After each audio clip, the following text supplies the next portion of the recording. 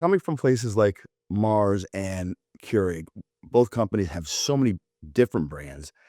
How do you manage real effective category management? Yeah, I think you're referring to how different would it be if it was a single brand type of situation? Yeah. Well, category management always starts with the needs of the business.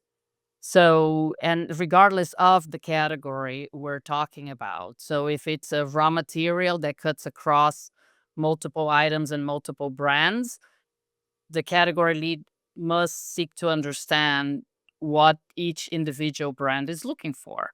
So if it's a service, same way. If we're looking for, let's say, an advertising agency or a media agency, any of those would have to tailor to specific brand needs. So it all goes back to the business in terms of business requirements, and it's not just at the generic total business enterprise P&L level. It is at the brand level. So now I'll give you an example. In the Keurig Dr Pepper portfolio, one of the categories I had was fresh apples, in contrast with, for example, temporary labor, two very different categories, or even advertising agencies, to give you yet another starking contrast of categories. There is one brand in particular within the portfolio, which is Mott's, highly dependent on fresh apples. It's an applesauce, primarily an applesauce brand. It also has juices and other presentations, but the core of the brand is applesauce.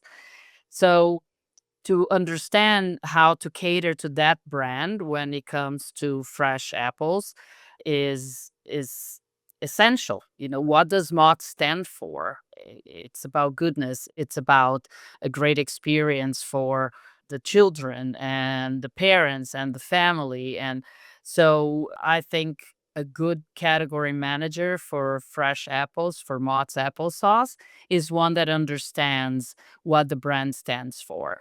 And in this case, that person might be sourcing only apples for that particular Mott's brand.